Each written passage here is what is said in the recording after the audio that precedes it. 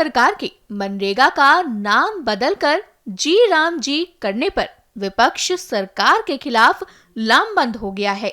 सदन के भीतर जहां सभी विपक्षी सांसद नाम बदलने के खिलाफ जमकर प्रदर्शन कर रहे थे, वहीं बाहर आकर भी उन्होंने जमकर विरोध किया। देखिए कैसे जी राम जी बिल के खिलाफ जबरदस्त हंगामा करते हुए कुछ सांसद संसद की छत पर चढ़ गए और वहां से जबरदस्त विरोध प्रदर्शन किया, साथ ही जमकर नारेबाजी भी की।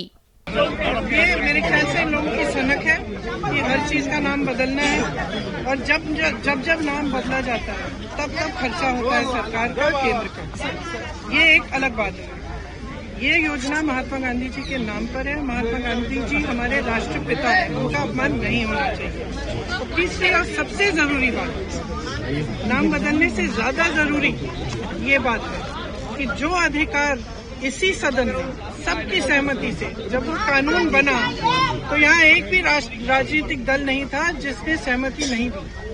तो सबकी सहमति से ये कानून बना कि रोजगार का 100 दिन का अधिकार जो सबसे गरीब जन है इस देश का उसको मिलना चाहिए।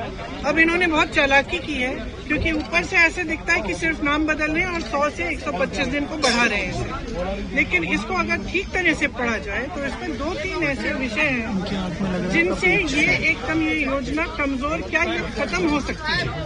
और मैं आपको समझाती हूँ कि क्या है ये विषय। सबसे पहला कि इन्होंने 100 से 125 दिन की बात की है, लेकिन कमाई को बढ़ाने की कोई बात नहीं की है। आज अगर आप किसी भी प्रदेश में जाएंगे आपको पता चलेगा कि जो मनरेगा का बकाया अभी मिला नहीं है। तो जहाँ जाएंगे मजदूर यही कहते हैं कि अभी हमें पैसा नहीं मिला है। तो आप उतना पैसा नहीं दे पाए होंगे। केंद्र पहले 90% केंद्र की जिम्मेदारी होती थी कि केंद्र पैसे देगा। आज उन्होंने इस विधेयक से ये चाहते हैं कि वो कम हो जाए।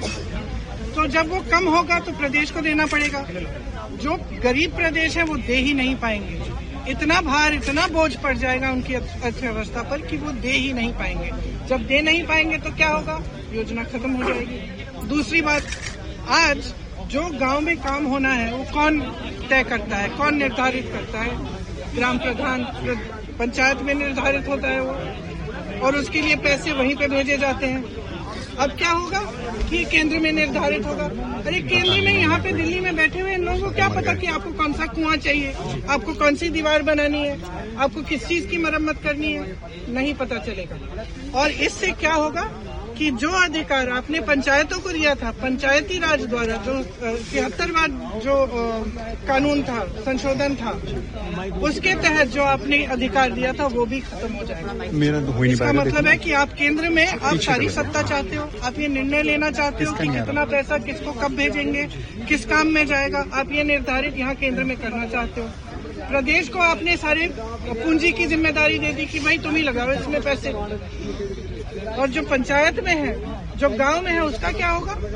उसको जो अभी मजदूरी नहीं मिल रही है उसका क्या होगा? 125 दिन कहना आसान है, उसके पैसे दोगे? खुद कह रहे हो कि नहीं देंगे, तो क्या होगा? स्कीम खत्म हो जाएगी, एक साधारण स्कीम बन जाएगी जो बाकी सरकारी स्कीम है। इसमें जो अधिकार है, जो ग्रामीण जनता के लिए, जो हमारे सबसे गरीब भाई बहनों के लिए जो अधिकार है वो खत्म करने जा रहे हैं। और आप जहाँ भी जाएंगे इस देश में दूर से पता चल जाएगा कि ये मनरेगा का लेबर है, ये मनरेगा का मजदूर है। दूर से पता चल जाएगा। उसके हाथ कठोर होते हैं, उसके चेहरे पे झुर्रियां होती है, गरीब से गरीब इंसान होता है वो। वायनाड से लेके रायबरेली तक मैंने देखा है, दूर से पता चल जाता है कि मनरेगा के मजदूर है। उसको भी खत्म करना चाहते हो आप? किस लिए? इतने पैसे तो आप अडानी अंबानी को पकड़ा रहे हो, सारी संपत्ति पकड़ा रहे हो, और वो बेचारा मजदूर सुबह से शाम तक काम कर रहा है, धूप में मर रहा है, पसीना आ रहा है, उसका खून बह रहा है उसका, आप उसको छोड़ दोगे? राजनीति और स्कीम इसलिए होनी चाहिए जिससे जनता को लाभ पहुंचे। मनरेगा से बहुत से लोग मजदूरों को काम मिलता था। आज की महंगाई में मानदेय कैसे बढ़े और इस स्कीम से किसान को कैसे जोड़ा जाए जिससे किसान को भी लाभ पहुंचे। स्कीम तब अच्छी होती जिससे किसान भी जुड़ जाता। आखिर किसान को भी हाथ चाहिए होते काम अपना पूरा करने के लिए, और फिर आप पूरा भार स्टेट गवर्नमेंट पे डाल दोगे, स्टेट सेंटर पे डालेगी। अभी बहुत सारी स्टेट्स को पैसा ही नहीं मिला है मनरेगा का। उत्तर प्रदेश की सरकार को अपने आंकड़ों में बाजीगरी कर रही हो, क्योंकि आज के जमाने में कंप्यूटर पे जानकारी हासिल हो जाती है कि स्कीम कितनी चल रही है, कौन बेनिफिशियरीज हैं, तो कहो वो मैनिपुलेशन चल रहा हो स्टेट गवर्नमेंट का। तो आप क्या करना चाहते हैं? और मुझे याद है जब देश के प्रधानमंत्री जी ने कहा कि मैं भी मुख्यमंत्री रह करके आया हूं प्रधानमंत्री बनने, तो जो मुख्यमंत्रियों के इश्यूज होते हैं, उनकी जो परेशानियां हैं, उनको कैसे रिजॉल्व करेगी ये स्कीम? और फिर जो मंत्री इस स्कीम को लेके आ रहे हैं वो भी मुख्यमंत्री रहे हैं, तो मुख्यमंत्रियों के सामने ये संकट पैदा करेंगे, स्टेट गवर्नमेंट के सामने संकट पैदा करेंगे, और फिर वो लोग इस स्कीम को ला रहे हैं जिनको पता है कि सेंटर और स्टेट में कई बार स्कीम्स को लेकर के और पैसा न आने की वजह से बहुत बड़े पैमाने पे नुकसान होता है। तो नाम बदलने से कोई बहुत बड़ा काम नहीं होने वाला है।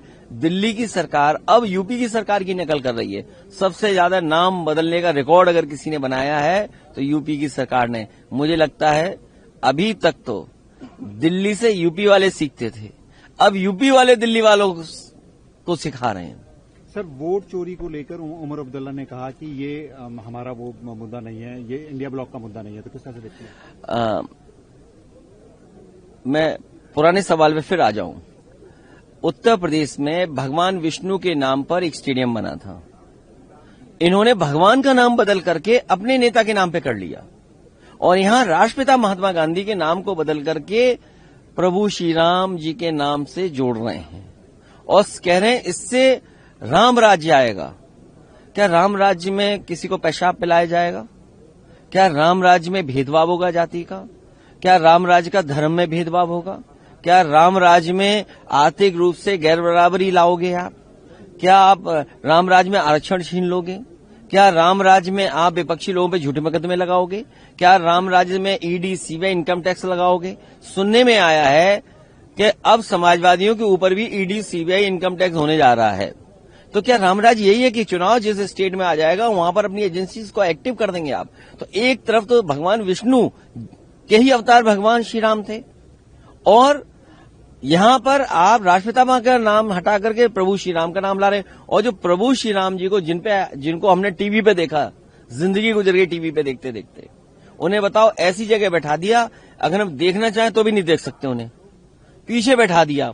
अगर ये बिल का नाम बदला है तो अरुण गोयल जी मेरठ के जो हमारे सांसद हैं, जिन्होंने राम का रोल प्ले किया है, उनकी सीट कब बदलोगे? उनकी सीट भी प्रधानमंत्री जी के बगल में लाएं। प्रभु श्री राम जी की जो नाम पर जिन्होंने हमें आपको पूरे देश को बताया सीरियल, उनको भी प्रधानमंत्री जी के बगल में बैठाइए। और अगर उनको बगल में नहीं बैठा रहे हो तो आप बहुत बड़ा धोखा प्रभु श्री राम को दे रहे हो।